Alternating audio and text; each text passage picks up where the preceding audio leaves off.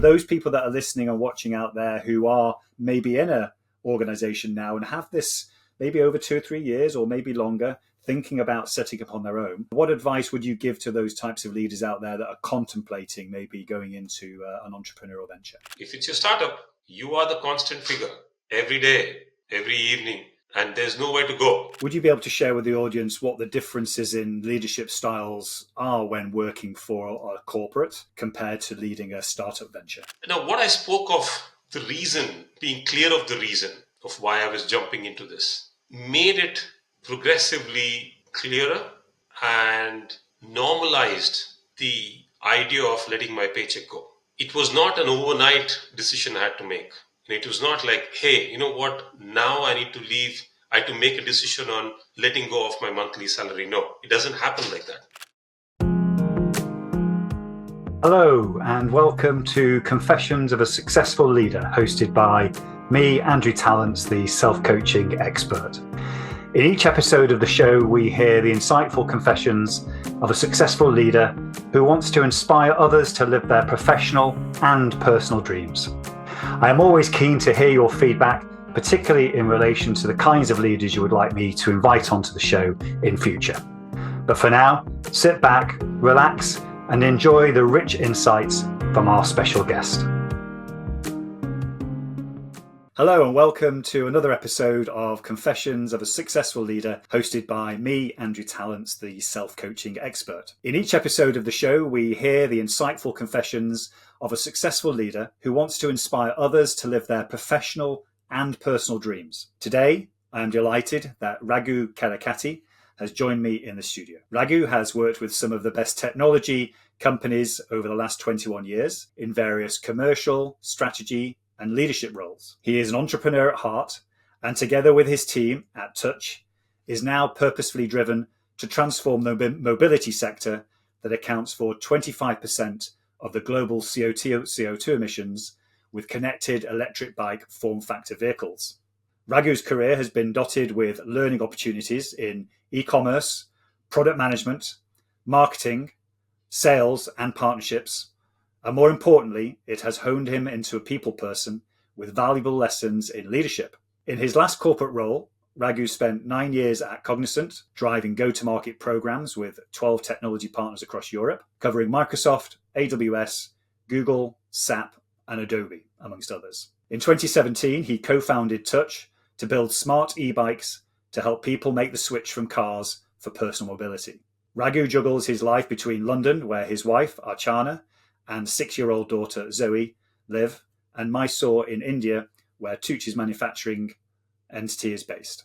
Health and fitness has always been a priority for Raghu, and he manages to squeeze time out for golf, cricket, and some exercise during his busy schedule. Raghu, welcome to the show. Thank you, Andrew. Pleasure to be here. Yeah, good to see you. Thanks for making the time. So our audience always likes to know a bit more about our guests on the show. So tell us a little bit about yourself and where your current focus is. You have covered most of it in your intro. Thanks, that was pretty kind. So I live in Pinner, northwest of London, live with my wife and my daughter. I've spent all my professional life in the tech space. It's been an interesting space. The first half where tech was seen as a support backbone for most businesses. And the second half of my professional career saw tech being the transforming element of businesses' lives and societies at large. That gave me a lot of motivation to leverage technology to solve one problem that we are currently solving with Toutche, which is to encourage people to move from cars to smaller vehicles, and namely e-bikes in our case, or form factor vehicles built on e-bikes. I do shuttle. Yes, you're right. I do juggle my life between UK, where also, Toutche is also based in the UK. UK is one of our important markets in the future, along with US and the rest of Europe. We have a manufacturing setup in India at this point of time and looking to expand globally as business demands. Life's been fortunate. It's been kind so far, I must say. It's a little hard for my daughter, though. who sees her dad skip away every other month. Other than that, I need to thank my wife because she's been pretty supportive in all that I'm trying to do. And yes, exciting days, tough days, but exciting days ahead. And I'm also interested in what you were saying there about that golf, cricket, exercise during your busy schedule. How do you manage to squeeze time in for all of that? Look, actually, sometimes I just squeeze time. I'm forced to squeeze time when I've just had a bad day, or it's just a tough phase that you're going through.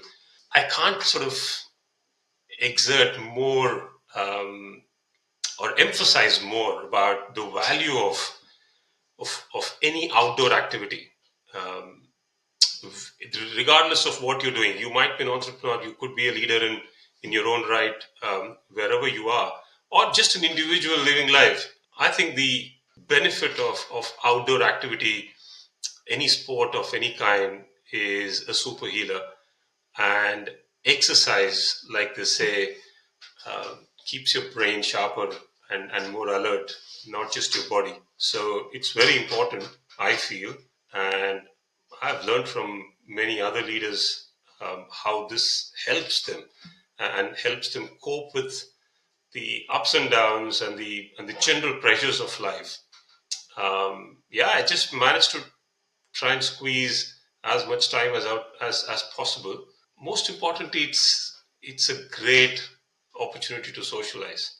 So, like golf. I do have my golf groups, and when I'm playing, I just find myself completely zoned in and not think about anything that's happening outside of that. So that's really a superhero like a call. Yeah, and I've noticed you've not mentioned the cricket, so we may come to that later on in terms of the strength of Australian and Indian cricket in the world. But that'll be for later, Raghu. So let's go on to now what our audience wants to hear about, which is some of our leadership qualities are informed by our childhood experiences. So what is it about your childhood that shaped your early leadership style? So I was born in India, grew up there, did my schooling and university, then moved to the UK when I started working. So pretty much most of my professional life has been in the UK. I had a regular childhood. I would say that a regular childhood in a typical middle class Indian family. A few things that I can recall is that there was a lot of emphasis on education, and that's more as an enabler for you to get a career for yourself, basically giving yourself an opportunity to get a career in something. And I think that sort of always resonated very well with me as I grew in my professional career. The importance of learning and developing a skill on a continuous basis is super important for any professional. The other thing that I learned from my family and also across many experiences in the society while I was growing up in India is that there is no substitute for hard work. And I think that's very underrated in many places, because what you find is the glorious outputs people produce and the glamour around success. But what goes unnoticed, or what a lot of people, or many of us do not realize, is the amount of hard work that goes behind anything, whether it's a success or whether it's not. So there is no substitute, and I personally believe that needs to be celebrated and appreciated. Sports. We spoke of sports. I've been someone who's been involved with sports from an early age. Yes, we spoke of cricket. We will speak of India and Australia at some point. But I did spend most of my time playing cricket. I did dabble with hockey at some point. I think what it helped me is deal with ups and downs in equal measure from an early age, and that the sun will rise the next day. So it's very important to get kids into sports, and I think that's something that will help you deal with general ups and downs in life as a leader, or in general any facet of your personal life too. And I also recall that I was drawn to people from early years, and it just helped me make friends and eventually learning the importance of being a people person. So I don't find it challenging at all to deal with people. I mean, I do. Obviously, you will have challenges, but it's not a challenge that I don't want to be confronted with. So it does help you if you're a social person. If you then tend to learn people, you tend to learn from people, you tend to observe them a little more, and as you grow, I believe that really helps you in your life, in any facet of your life, be it professional or personal career. And I agree. And I think some of the leaders I've worked with in the past would argue that some of them are introverts and therefore they enjoy being in people environments on a one-to-one basis and gain their energy from that. And then there are the extroverts who really love being around people in terms of large numbers and groups, and both have the ability to be effective leaders. You're right, if they've got that ability to deal with people. I'm fascinated as well, Raghu, because you had a successful corporate career in IT for 21 years, as you talked about, and then you decided one day to take the plunge into an entrepreneurial venture. So just share with the audience, what were the challenges that you faced during that transition? Andrew, I think the first and most important thing, I wouldn't call this a challenge. I'd probably say how did I manage the transition? Yes, there were challenges there, but the overall or the overarching element was to be very clear on what I was jumping into. I think that's of utmost importance to anyone listening when you're looking at me taking that plunge or even contemplating starting a venture. I gave myself a lot of time to ensure that this is what I wanted to do, and I'm going to wake up excited every day to do it, because uh, that's I can't emphasize the importance of this more, because this is what will stand you in good shape when there are bad days, because you want to be going back to this particular reason every time you have a bad day or a bad phase or a tough phase, and tell yourself that, you know what, this is why I wanted to do this, and push yourself forward. So you need to be very clear. And I think I took that time. I took a few years to ensure that this is something I wanted to do. And funnily, a lot of my friends and my close network were aware that I'm going to be taking this plunge and doing this full time. However, when I did do that, I did, leave my job one day, and it was over. My last day and the next day was start at Touch full time role. Quite a few of my friends came up to me and said, "Hey, have you really quit your job? Did you really do that?" And I found that surprising, staggering, however you may call that. But I was then led to think, why are they so surprised? Because they were aware of this. They were aware I'm going to do this at some point. And then it led me to the reason. And the reason is, most people find the decision to leave your monthly paycheck behind, and letting go of that and moving on to what you're liking, what you're planning to do, as the most toughest or the hardest part to get through. So letting go of that paycheck is I would say like a watershed phase in this transition, because that's what many struggle to get past. And I had to sort of re-emphasize and sort of take them back to the days, and say that, look, this was always on the cards. This was always going to be a step that I was going to take. Now, what I spoke of, the reason, being clear of the reason of why I was jumping into this, made it progressively clearer and normalized the idea of letting my paycheck go. It was not an overnight decision I had to make. It was not like, hey, you know what, now I need to leave. I had to make a decision on letting go of my monthly salary. No, it doesn't happen like that. It happens, at least with me, it happened gradually. Because if you address the reason why you're jumping it well, and if you're sure of that, then the whole idea of leaving your job, leaving your comfortable job, a, a, a monthly event, which is a salary that comes into your account every end of the month, go, becomes much easier. It's a natural progression. So that's how I sort of managed my own, I'd say, decision, the whole transition from getting out of a corporate job into into my venture. And it's important that one has to make sure and plan for the finances until a time the business can actually pay your salary.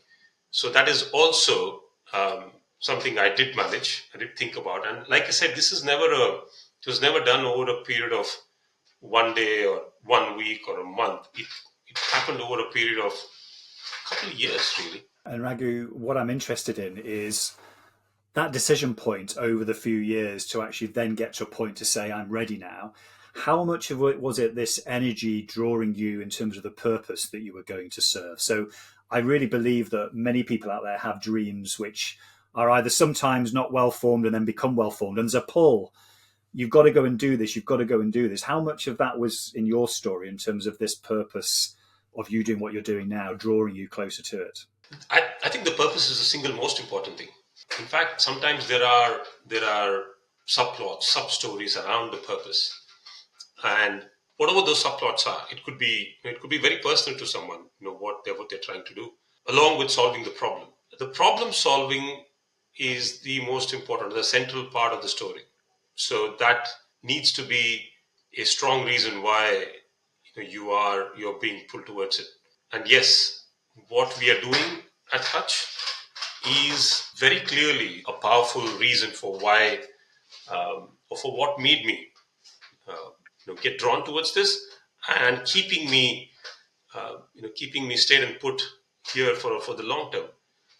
And around this are some other subplots, which is the ability to, for example, in our case, ability to build something special and build with a team that is made up of not many privileged people or people coming from privileged backgrounds. I think that's the sort of underarching plot in this whole case. What I personally believe is, when you take examples of these glorious, distinguished organizations, whether it's educational institutes or corporates or sports teams, they're all made up of a very strong filtering and selection criteria, where you choose from a select set of already very capable, high performing, and to a lot of extent successful people, and then you process them to make them even more successful in a different environment. I personally feel that there's space for that. I'm sure there are many institutes, many organizations who have excelled at doing that. How many of us talk about building successful organizations by working with people who do not really come from privileged backgrounds or have those capabilities built up or have been successful already to some extent? I think that personally drives me more as a subplot along with the problem that we're solving. So if you're using this subplot to solve the problem that people face every day on the streets, just getting from place A to place B is an ordeal these days. So if you're able to solve that problem with the subplot, yes, I'd sleep well. Excellent. Now, we've both been very lucky that we've worked in corporate environments and set up our own companies. So would you be able to share with the audience what the differences in leadership styles are when working for a corporate compared to leading a startup venture? I'm sure they'd be interested in that. Very interesting question, and good. You didn't ask me which one you would choose. Although I know what probably I'd choose, but I don't know which is sometimes harder or more challenging or more rewarding. But I'm happy to share some views from my side. When you're working for an organization, Andrew, I think you probably understand this as much as I do. And in most cases, when you're working for an organization, you are not starting from zero. As in, unless you are, sort of a founding member or one of the early members of a startup. You have um, a supporting infrastructure that's given to you, and then that includes people, that includes resources, and most importantly, the salaries are taken care of and the bills are taken care of. You are not really sitting there wondering, how are you going to pay the next month's salary, or the gas or electricity or the telephone bill. Leadership in such an atmosphere then allows you to focus on the actual output, what you're actually building, what you're required to create and deliver.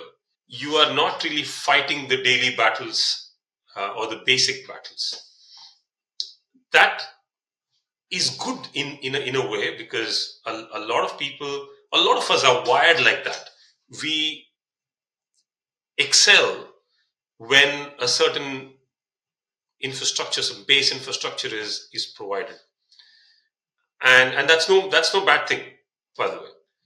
But at the same time, organizations can be of different sizes. You have small, you have medium size organizations, you have large organizations, and all of these at different stages in your career, wherever you are, at whatever point of time you're working for these kind of organizations, you need to, it'll test your endurance, it'll test your ability to work with people, it'll test um, your competence to deal with politics, and how to get things done with the resources you have. And I think that's different for anyone working in a small organization, or to say someone working in a large organization. The other difference I found in working for an organization is, up to a point of time, let's say up to I'll use this sort of very formal jargon, up to a level of seniority. Let's say, there's in some cases it's a vice president in an organization. You really are absolved of having any skin in the game. You technically, you're important. Look, you're super important to the organization, and what you do is highly valuable. You are allowed to take some decisions, but a lot of times those decisions are vetted by people above you, and hence you don't really have much skin in the game up to a point. And only beyond a certain level of seniority do you start seeing a bit of skin in the game, and an opportunity to take risks. The real, I'd say, opportunity to take decisions and be responsible for the results as well. And as you grow beyond in that section of the ladder, there's obviously more on you in terms of focus. Obviously, from there on, you are a more visible leader as compared to what you were probably in I'd say junior or mid levels of most organizations. Compare that to a startup, and if you're a founder leader, you start by being a provider for everything. Figuring out where to get your office space, to buying the first piece of infrastructure, chairs and tables, and maybe one laptop for someone, and that requires a very different level of leadership. People call it hustling. People People may call that grounded, or being a grounded leader. Look, you can call it whatever you like, but it takes different. Takes a different grain of um, leadership to be that, to actually be someone who pretty much wipes the floor, ready for a scrap any day, and then sets the whole company up from there, bit by bit, bit by bit. Um, and you see many highs and many lows on a daily basis, and it requires you to deal with them every day, continuously, and be what you're expected to be in a corporate, for example. So it's a very different type of leadership, I'd say, when you're leading a startup, when you're leading a venture especially of your own. And I think one of the biggest differences is that in a corporate or in any organization that you're working for, you're there today. You could be there next year. You could not be, you present. You could not be seen around 2 years, 3 years down the line, either not in the company or not in that particular group. Leaders change, people move on. If it's your startup, you are the constant figure every day, every evening, and there's nowhere to go. You cannot leave your job, or you can't look at changing your job. So it like I said, it requires a different grain of leadership and personality in the case of leading your own venture. And it's interesting as you speak because it sounds exhausting and equally rewarding at the same time. Look, I personally would say it's more rewarding than exhausting. It is actually more exhausting if you count the amount of hours spent. I say this all the time. You have more bad days than good days as a startup founder. But the good days are good enough for you to last all the bad days. So, yes, the bad days are exhausting. The good days are rewarding. Absolutely. I hope I have that analogy with golf. It's always that one shot that keeps you coming back. Same with running a business. There's always those good days keep coming back. So moving on, Raghu. So now we've talked about the challenges with the transition and obviously the difference in leadership as well. For those people that are listening and watching out there who are maybe in a organization now and have this maybe over 2 or 3 years or maybe longer, thinking about setting up on their own, what advice would you give to those types of leaders out there that are contemplating maybe going into an entrepreneurial venture? I'd say, look, first and foremost, I'd just apply what I did, and say that, look, be very sure of what you want to do, and give yourself time to be sure of whether that is what you want to do for the rest of your life. You can't say, hey, this is something I do for 5 years, 10 years. You should be prepared to do that for the rest of your life. Eventually, nobody does it rest of your life, or most people don't do it for the rest of their lives. But give yourself enough time to be sure that that's what you really want to do. I just said that running a company is not fun. There are more bad days than good days, like I said. And when you're having bad days, or when you're having a tough patch, a tough phase, which you will see in plenty when you begin to build a company of your own, your reason to start that in the first place needs to be strong enough for you to get through those tough phases. It is the most important thing in any founder's life, because the purpose, and I spoke of the subplots as well, are super important for you to be on this journey, and super important to keep you on this journey. If that is not clear or strong enough, then you'll find ways to get out of it. So, point number one, and the most important one. The second relates to finances. Now, everybody's life and financial situations are going to be different. And it's important to think about finances, because getting into building a company is a process that's going to take years. We always read about these stories uh, of different companies, how they raise money, and how they continue to raise money, and the kind of valuations they achieved, and the exits that founders have had.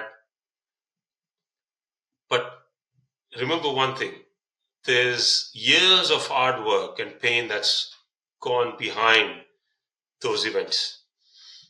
So it's very important to make sure that your personal finances are in order to be able to last a certain period of time before your business and you can become financially self-sustaining. And if you've had 1 and 2 covered, then all I'd say is go give it a go. You have two options. I mean, people tell you to see this in two different lenses. Some will tell you, hey, you have everything to gain, and many will tell you, hey, you know what? Here are different things that you will lose, including your salary. For example, people tell you about the opportunity cost of how many months of salary you will lose over 2 or 3 years, and the career progression that you'd have made, etc., etc. That's not the way to look at life, and look at this opportunity. You need to look at what you'll gain. Entrepreneurs are romantics, as I call them. You don't see the world the way it is today. You see the world how it should be, how you want to make it to be. So you cannot look at or think about what you're going to lose. Actually, you're not going to lose anything. There's everything to gain for. And what's the worst thing that's going to happen? Think about it. What's the worst thing? Something may not go to plan, and the venture that you plan for shuts down, or you have to shut it down. That's the worst thing. And what have you lost after that? Yes, you may think that I've lost time, I've lost money, but ask people who've done that. Most of them will tell you how much they've gained in the whole process.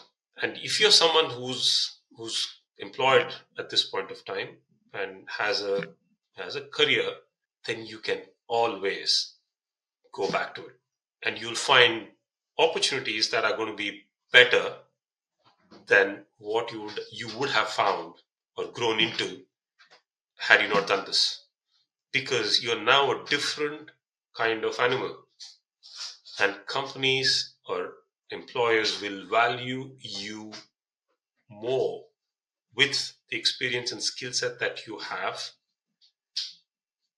building or trying to build a business for how many of your years you tried, and you might actually be much better off than what you would have been had you just organically grown into those 3, 4, 5 years. So my advice, or suggestion, is that just give it a go.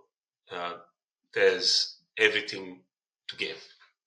We're both great examples. I think I established my business in 2017, and you similarly have been going a number of years now. So we can do it, and I really encourage you to all think about doing that. So finally, last question for you, Raghu, about the future. So if you think about your purpose and what it is that you're there to do and what you're already doing in terms of your business at Toutche, what will you be in service of in the future, and how can people contact you if they want to collaborate with you in some way?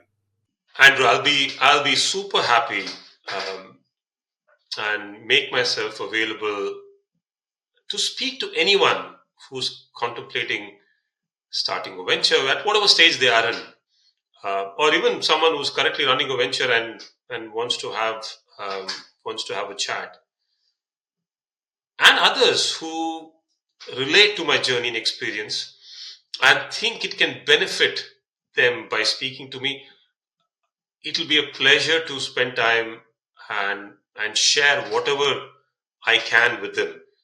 Because for me, having an opportunity to speak to anyone is also an opportunity to learn, and that'll always be well worth my time. For me, it's an opportunity to listen to someone else's story and see what someone else is trying to do. It's an opportunity to get inspired too, because every story is unique and different, and until you've heard it, you don't know what you missed. So I'm available to any of the audience that's listening to this. Come, just ping me, and I'll make time to have a chat. Well, Raghu, I really appreciate you sharing your experiences with the whole audience today. I know that many of them will have been inspired to reflect on their own leadership style, maybe make the jump, the plunge in terms of running their own business with your wise words. And they might even take a different approach to the way they lead themselves and others in the future. I really want to thank you for sharing your story with us and appreciate your time in terms of coming on the show. Thank you. Thank you, Andrew. It's been a pleasure, and it's also been wonderful talking to you. We didn't touch on the India-Australia cricket topic. Why not schedule another time for that? Excellent. Yeah, probably best to not talk about that at the moment. So everyone out there, I hope you enjoyed the episode of Confessions of a Successful Leader with Raghu today. You can find out more information about conscious leadership and self-coaching by just typing in Andrew Talents into LinkedIn or your favorite browser. So until next time, don't forget to stay present, curious, and above all, conscious. Goodbye. I hope you enjoyed this episode of Confessions of a Successful Leader. You can access all previous episodes of the show at confessionsofaSuccessfulLeader.com. If you are interested in finding out more about conscious leadership and self-coaching, just type in Andrew Talents into LinkedIn or your favorite browser, and you'll find my contact details and all the content that you need. Until next time, don't forget to stay present, curious, and above all, conscious.